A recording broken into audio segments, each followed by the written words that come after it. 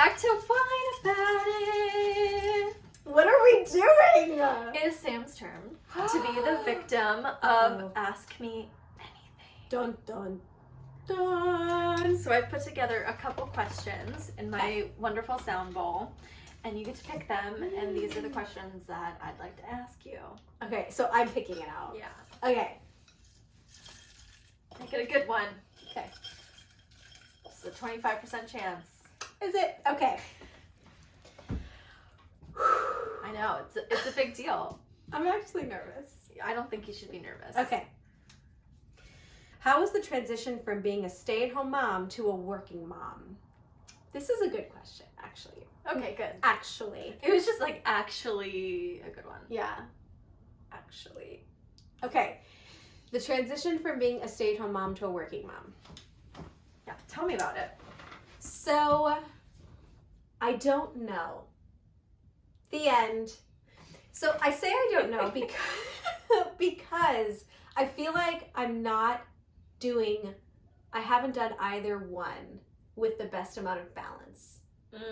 So being a stay-at-home mom, I wasn't doing it balanced, and it was very overwhelming. What do you mean?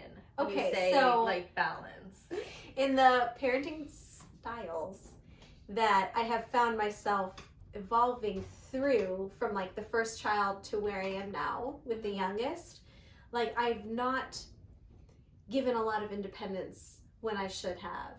I've taken on more where I could have collaborated more with my partner and shared responsibilities and things. So I took on, and I think a lot of stay-at-home moms do that because they figure, this is my job. I am not pulling in money, and so I need to do all of the things. So I have definitely fallen into that. So now, like, take that, still, like, and all of the guilt that comes with trying to find a better balance, and then add on starting a business, working full-time from home, but also like making our own schedule, figuring out what works best for us. So I have found it to be difficult, but just in different ways than I found being a stay-at-home mom to be difficult. Because I'm still that plus other things, but trying to find better balance overall. I feel like a lot of people could probably relate to that. There's also like this whole guilt complex, like I want to be the mom to my youngest that I was to my eldest. Because I have these other responsibilities that I know are important and valuable, not just for me and for our business, but also for her to see, and then for our family stability later. Like, I know these are important too, but there's still that guilt complex about it, you know? So I don't have a great answer. I think that was a great answer. I think that was a very honest answer. I think what I'm using right now, the word I keep coming back to is like being present. So like whatever I'm in, I'm trying to be present. So if it's the time that I've scheduled to work, to, you know, put together a course material, you know, however the schedule looks, or if it's the time I'm setting aside to be with my daughter and to do something with her, I'm just trying to be present in that moment. Yeah. Like that's the only way I'm trying to navigate the balance. It's like if I could at least be present, then I'm doing better than I was before. When I was doing all of the things for the kids, I had completely put myself, my career goals, you know, becoming financially stable independently, all of those things that I always dreamed for myself, I put aside. But I still wasn't being present all the time. Just because I was doing all of the crafts and bringing them all the places, you know, there was still a lot of time that I wasn't present because I was always anxious and moving on to the next thing. So maybe I can still get to be the mom I want to be and the person I want to be, that whole person, if I'm choosing my time wisely and being present in it. But I'm not succeeding all the time. But that's the goal. Anybody is. Right? Like that's kind of a hard ask. But that's the goal for me. So you touched on another question that I wanted to ask you, but I'm gonna find it. This doesn't feel fair. I'm getting 2 questions. What? You're Next getting time I'm 2 asking questions. You asked me a bunch of questions last time. I think you're right. At least 3 questions. Okay. So my next question for Yeah. you, because it kind of ties into what you're saying, is what did you want to be when you grew up?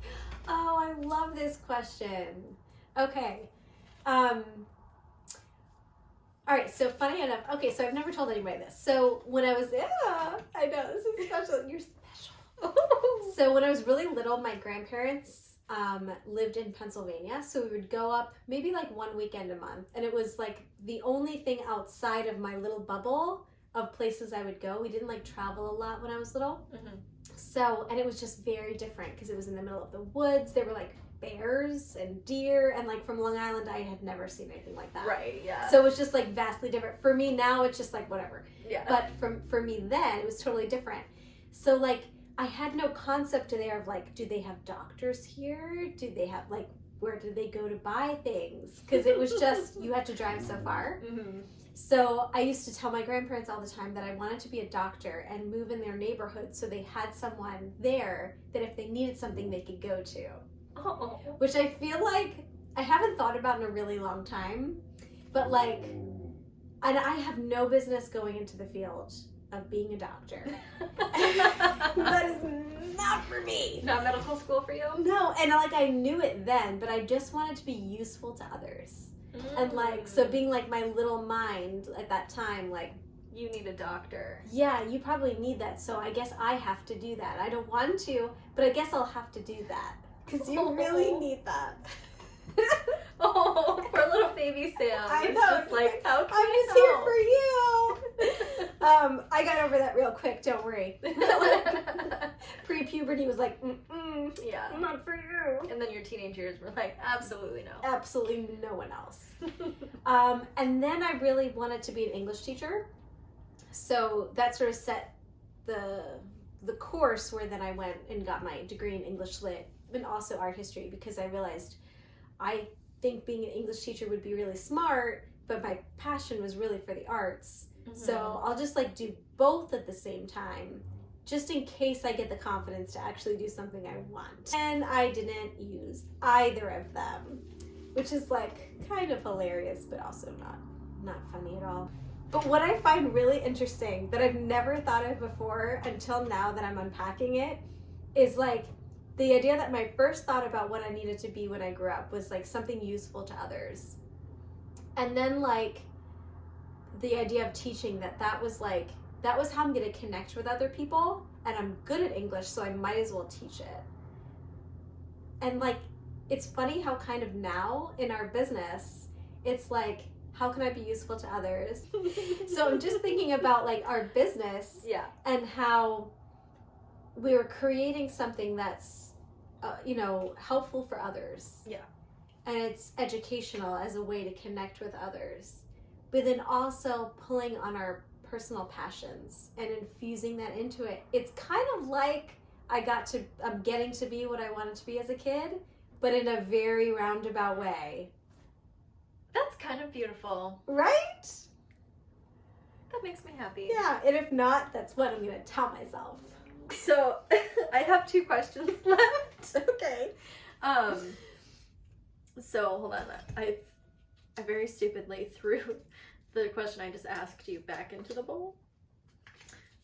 So. Ooh, okay. Yeah. Okay. 50-50 now. Okay. All right. Where did you see yourself at your age now? Oh, this is such a good one, and I hate it. Where did you see yourself at your age now? I feel like this is such a heavy question. Is it? It is. It's hitting me like kind of heavy. Okay. Okay, and that's okay. You're not mad about it? I'm not mad about it. The last one will be easier. Will it? Okay. Yeah. Thank you. You just chose the harder one. You're I guess. right. It's my fault. Nope, that's not what I said. That's what you said. That's what she said it. That was not what I said. So I always knew I wanted to be a mom because my relationship with my mom was like the single greatest relationship of all of my formative years. We were so close. I couldn't imagine not having that relationship. So I knew I want to have kids because I want to give that relationship to someone else and then have that in my life, you know? So I always knew I wanted to be a mom. That was the only thing I was super certain of. And like career goals and everything were always very vague. I was super committed to things and like motivated and overachiever, but what the end game was, I couldn't always see. And like I still can't a lot of the time, but I could always see children. I knew I wanted to have them, and I knew I wanted to have a lot, because it was just me and my brother, and there's the huge age gap. So I didn't get to have that experience of like having siblings, and so I wanted my kids to have each other in addition to a relationship with me that was similar to what I had with my mom. So that's all to say that I thought by this age now that I would have a family and I would have a bunch of kids, and I have that. I didn't know, I couldn't have foreshadowed.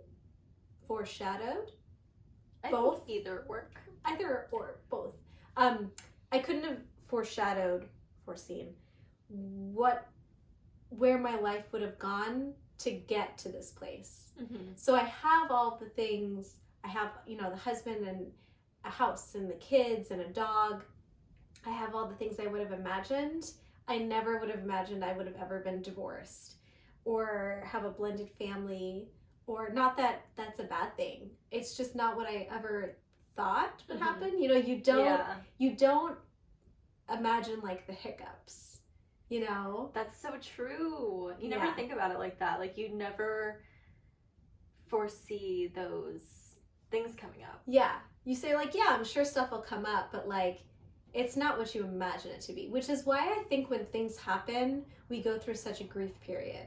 Like when I got divorced, I couldn't see what my life would look like because all of a sudden I was going to have to share my kids. That was definitely like a non-negotiable in my mind throughout my whole childhood. Like I'm gonna have kids, not like I'm gonna have kids and like share them. Yeah, and like co-parent. Like it's not what you imagine. No, you're like they're mine. They're all mine.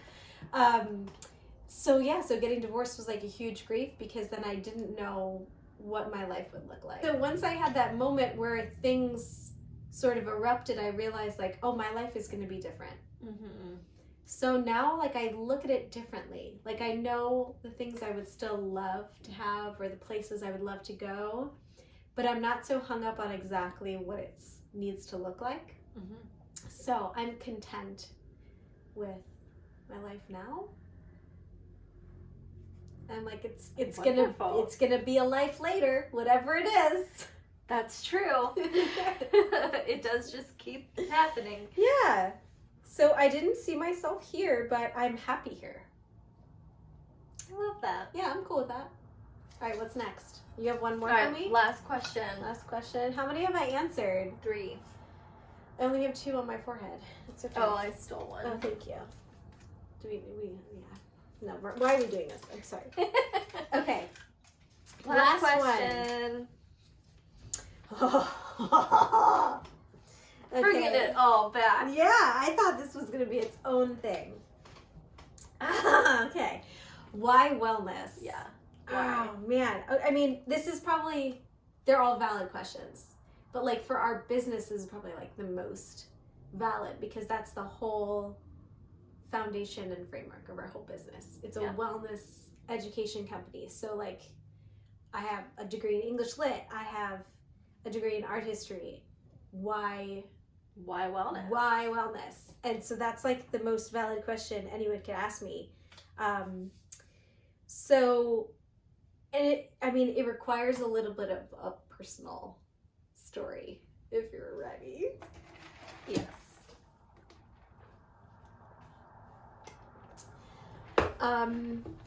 So wellness is not something like the idea of wellness, the industry, the education of wellness, all the different things, right? It's not something I would say that I like knew anything about really, besides the past like couple years.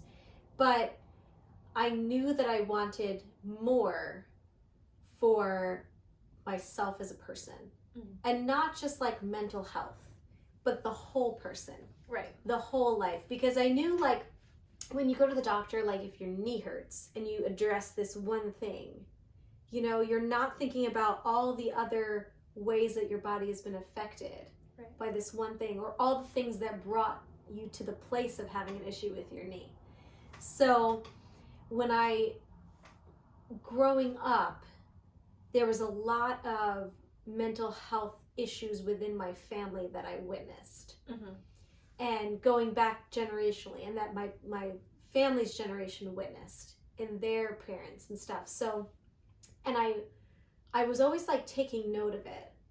Like when you asked me like, what did you want to be when you grew up? I knew what I didn't want to be. I knew the things that I saw that I didn't want to see in myself. And you figure when you're a kid, like, I'll never be like that. Right. You know? And then when you get there and you are an adult, and in my case, when I had kids and I went through very difficult times and I've been overwhelmed, I see like these flecks of things like come up in my mental health or in my anxiety and how I process things that aren't serving me. And so that's what led me to an interest in this field and in all of our coming together and bringing our things together to create this. Like, I realized this was the pathway, I believe, to addressing the whole person and to making sure that, like, I'm looking big picture at what my personal needs are and then finding the tools to address those things. So that's what I wanted wellness to be for me personally. And then when I look at my kids and I look at friends and I look at community and like branching it out, the ripples out, and I look at our country and stuff, I'm like, wow, like everybody needs that. You know, like we don't just need more anxiety medicine to address our anxiety, even though it's great. And if you need it, awesome. I get it, you know, no judgment, but we need more. So I think that's what I've seen wellness to be. It's the more. Ooh, it's the more. It's the more. Ooh. Have I answered all of your questions? You answered all of my questions and beautifully, I might Thank add. you. Thank you for answering all my questions. You're welcome. I know that, you know, some of them got a little deep. Yeah. And I could go more. Okay. So next feel free time. to ask me next time. Okay. Yeah. Well, thank you for joining us on our Thanks. Cheers. Whine About It. With our Cheers. coffee. Yeah, our lattes. I really need this. Bye. See you next time.